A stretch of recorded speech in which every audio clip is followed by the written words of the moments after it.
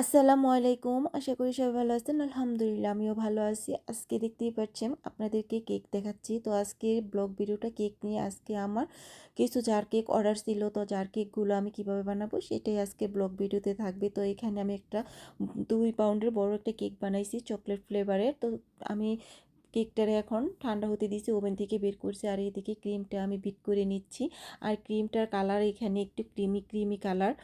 আর আমাদের দেশে যে ক্রিমটা হয় বাংলাদেশে একদম সাদা, আর এখানে ক্রিমটা একদম সাদা হয় না।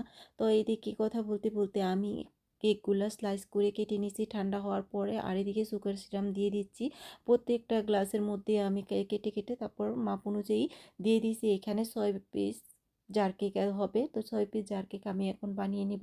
আর আমি সবসময় সুগার সিরাপটা আমি দুধ দিয়ে বানাই, পানি দিয়ে চিনি দিয়ে বানাই না।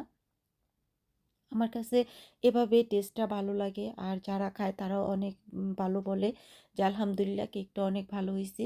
তো এখন আমি কেকগুলা এক লেয়ার দেওয়া হয়ে গেছে, আবার ক্রিম দিয়ে দিয়েছি এক লেয়ার করে। তো জার কেকগুলো আজকে আমি অনেক দিন পরে বানাইছি। আগে দেশে থাকতে আমার প্রচুর জার কেকের অর্ডার ছিল। যখন জার কেকের অর্ডার আসতো 15টা 20টা এরকম জার কেকের অর্ডার আসতো। আর জাপানে আসার পর এই ফার্স্ট আমার জার কেকের অর্ডার আসে। তো এই জার কেকের অর্ডারগুলো পেয়ে আমার কাছে খুবই ভালো লাগলো। আর আমার কেক বানাইতে অনেক ভালো লাগে। কেক বানানোটা, কেক নিয়ে বিজনেস করাটা, এটা আমার অনেক শখ। আমার শখ করে আমি এগুলা করি।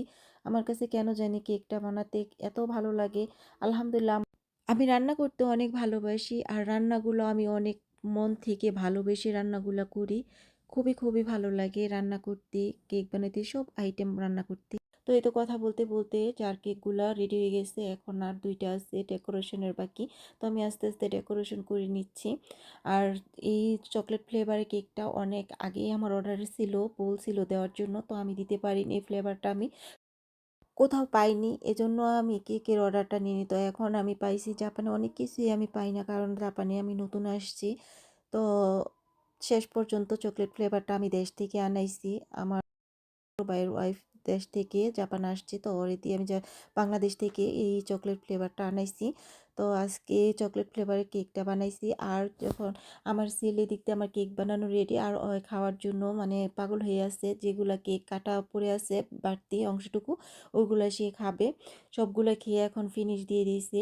তো যাই হোক, আমার ছেলে যে আমার কেক অনেক পছন্দ করে, এটাই আমার কাছে আলহামদুলিল্লাহ। আর আমার ছেলে না, আমার কেক একবার যে খায় সে অনেক অনেক প্রশংসা করে। আমার রিপিট কাস্টমার অনেক।